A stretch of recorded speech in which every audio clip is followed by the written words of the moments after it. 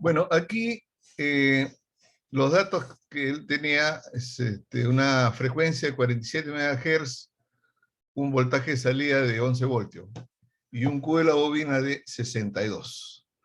Y la estructura que acá le dan, ¿no? Con los valores ya puestos, pero faltaba poner L, C1, C2. Muy bien. Entonces, lo que él primero trata de encontrar, que la mayoría se va por ahí también porque es lo más fácil, es la corriente. Pero aquí él se da cuenta de un detalle, ¿no? Que la fuente tiene que ser mayor que su B sub 0 más lo que hay en el emisor, para que no se sature el transistor. Muy bien, ¿no? Esto es algo que a varios se les ha pasado. Y no es que sea pues algo raro, sino justamente los problemas son así, o sea, tienen sus cositas. El problema parece simple cuando ya está hecho. Cuando está resuelto, como este, ay, sí que es fácil. ¿Y por qué se cayeron un montón? Porque no es tan fácil, pues parece fácil, pero hay que estar, como dice, muy despierto en estas cosas, muy, eh, tener mucho ojo, ¿no? Entonces aquí se están, aquí el compañero de ustedes sí se dio cuenta de que tenía que elegir, por ejemplo, primero el BCC, y que al elegir el BCC, como ya estaba dado este circuito, la corriente salía tanto, ¿no? O sea, él no podía partir de otra manera, está muy bien. La fuente, entonces ya tiene la corriente. Muy bien. Luego plantea la ecuación de la ganancia, por ejemplo, que es uno de los términos, y en la ganancia tiene pues la corriente, tiene RC y el factor de corrección. Entonces, se da cuenta de que, ¿no? Su B sub 0, que es lo otro que tiene que obtener, está relacionado con X, el factor de corrección, etc. Entonces, él sigue eligiendo, y en este caso, bueno, él toma la alternativa, porque podría haber tomado también la otra de elegir. Él toma la alternativa de elegir L. Y elige L, hace una regla de 3 y encuentra que el L que a él le conviene es 0.3 microhenries, y por lo tanto un condensador de 34 pico. Muy bien, ¿no? Y por lo tanto, como el QB ya lo tiene, entonces le sale un valor para RP. Al tener RP, entonces él encuentra de que ahora tiene una ecuación donde todo está en función de X. Ese es su método, ¿no? No es la única manera de resolverlo. Y entonces resuelve y le sale X2. Otros han podido elegir X2 al principio, entonces ya no escogen L, ¿no? Pero no pueden escoger todo al comienzo, porque si no, pues, ¿cómo va a salir, no? Algo siempre tiene que quedar para acomodar. Entonces, escogió X. En este caso, él, al escoger L, le sale el R, P, al escoger BCC, le sale la corriente, entonces ya le va quedando pocas cosas, y ve entonces que acá más bien el X lo va a despejar, ¿no? Le sale 2. Muy bien. Para que el sistema oscile, entonces dice, debemos hallar un valor de C1, C2 que sea la inversa de esta ganancia, ya en gran señal, ¿no? Muy bien. Ahí está. Y le sale C1, C2, donde C1 es prácticamente pues el valor de C que tenía en antes, y C2 es el 225 veces el valor de C1.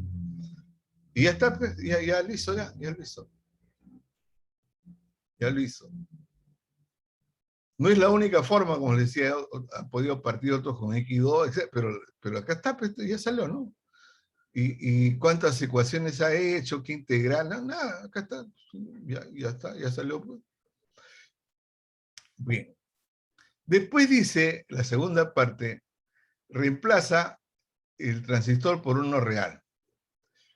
Obviamente que la ganancia se tiene que mantener. ¿Por qué? Porque la ganancia tiene que seguir siendo igual a la atenuación, y la atenuación está dada por los condensadores son lo mismo. Muy bien. Entonces, al cambiar de transistor, este hipotético, pero el otro nuevo, ¿qué va a pasar? Pasa que el FC de X no necesariamente va a ser lo mismo, pues no. Bueno, puede tener el mismo valor, pero no necesariamente el mismo X, porque es otra expresión. Entonces, él encuentra de que su factor de corrección 0,75, en antes también le daba 0,75, pero ahora 0,75 ya no da con X2, como en este caso, sino que ahora tiene que usar la tabla. Y en la tabla, el 2 y 1 sobre I sub 0, etcétera, le muestra que el X no va a ser 2, sino 1.75. Porque si el X va a ser el mismo y el N es el mismo, pero 0 no se mueve, pues entonces no tendría sentido cambiar de transistor. Al cambiar de transistor, lo que cambia es que la expresión del factor de corrección no es la misma pues en un lado y en el otro. Y entonces el X no tiene por qué salir el mismo. Pero no sale tampoco tan diferente como me sale parecido, ¿no? X' 1,75, y entonces su nuevo valor con esto le sale 10 voltios. Muy bien, y ese era todo. Pero esto casi, que yo vea, creo que nadie lo ha hecho más que él, ¿no? Todos han pensado que el X sigue siendo el mismo, y sin embargo han sacado un nuevo B sub 0. Ya no, pues si el X es el mismo, entonces no hay un nuevo B sub 0. Bueno. En la siguiente, la respuesta era fácil si tenían el X, pero como ya casi todos se han equivocado en el X, ya no tuvieron esta parte. Bueno. Luego, lo otro no dependía de eso, decía cuándo dejará de oscilar el valor de voltaje de fuente mínimo. En realidad, si va a dejar de oscilar, el X se tiene que aproximar a 0, ¿no? X tiene que aproximar a 0, y eso va a implicar un cierto valor de corriente, porque el AB también ya se tiene, ¿no? El 40 y el RC. Bueno, aquí he aplicado un criterio que no es exacto. He dicho, bueno, X1, que sea su mínimo, en realidad no tenía por qué ir a X1, pero bueno, pues no está tan fuera de foco, ¿no? Entonces, acá no se debió usar 0,89, sino 1, ¿no? Lo cual varía un poco el resultado, pero bueno, yo no le bajaba acá puntaje. Obtiene un nuevo ICQ', y ese ICQ' implica otro BCC, pues, ¿no? Y le sale que el BCC sería entonces 12, aunque él pone con decimal, y acá le preguntaban entero cuánto es, ¿no? Lógicamente con 12 sí va a oscilar también, porque con 12,3 oscila con X1, o sea que todavía puede bajar. Probablemente con 11 también oscila, habría que ver, ¿no? Pero bueno, su planteamiento estuvo bastante correcto. Su nuevo B sub 0, entonces lo encuentra con X1, y su THD también, ¿no? Y ya está. Eso también, ¿no? Que yo recuerdo que nadie lo ha hecho. Entonces, ingeniero, disculpe. Sí. Una pregunta. Entonces, en este caso, para ser más exacto, el criterio que se toma es que el factor de corrección sea 1. 1, sí, así es. Uno debe ser ahí. Factor de corrección 1.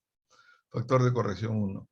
Y entonces más bien se tomaba el valor de fuente que resulte, pero redondeado para arriba, ¿no? Porque con el valor que encontraban sale X0, y X0 también ya pues es un extremo. Y ese es el problema de los libros clásicos, que como no tienen el modelo de gran señal, y los simuladores tampoco, para ellos oscila con X0. Entonces, ¿cómo va a ser que oscile con X0?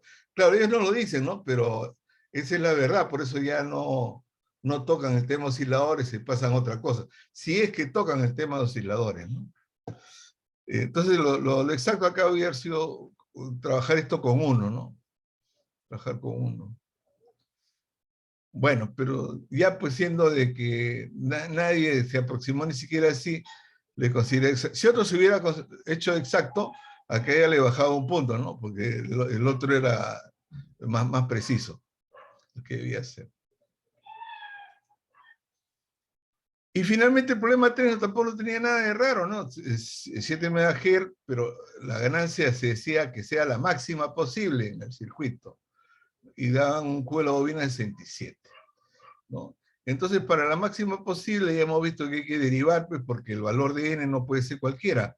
El valor de n está relacionado con RP y RL, ¿no? Entonces, Bueno, él en este caso escogió un N y le sale un RP, pero siempre para el concepto de ganancia máxima. Ganancia máxima. Y estos problemas lo hemos hecho al comienzo. Este tiene que ver con pequeña señal nada más. Entonces saca la ganancia máxima, el valor de ICQ, y bueno, después encuentra el factor de calidad, que debe ser aproximadamente la mitad o un poco menos, ¿no?, que el Q de la bobina. Ahí sale un poco menos por la relación de la influencia de los 40K, ¿no? En este caso, pero... bueno, yo acá ya no reviso exacto si será pues 30 o 27, está por ahí. Y ahí también le he colocado su puntaje. Y bueno, y ahí está el 20, pues, ¿no?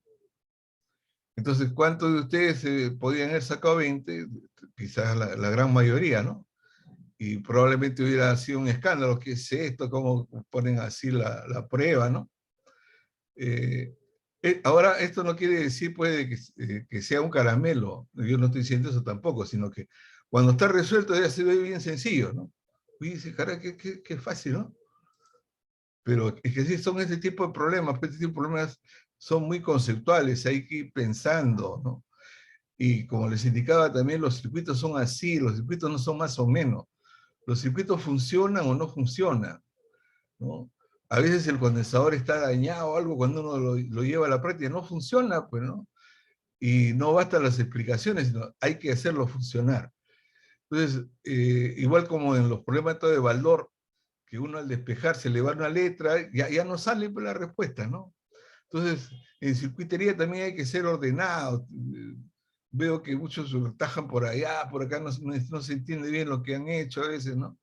Hay que ser ordenado, hay que ser, ahí sí preciso, no en los decimales, como los libros, ¿no? Hay que ser preciso así en su desarrollo, en su lógica, ¿no? Por ello, siempre es bueno recordar lo que se hacía en el colegio, ¿no?, en matemática. Poner primero razonamiento, después operación y después la respuesta. Entonces, razonar primero qué es lo que va a pasar, ¿no?, y después operar, no dice a operar de frente. Aparentemente ganan tiempo, pero no es verdad, porque al operar de frente, después llegan a un sitio que no saben dónde es y ahora tienen que retroceder. Y el tiempo va corriendo y después se les acaba el tiempo. Bueno, ahí está pues la prueba.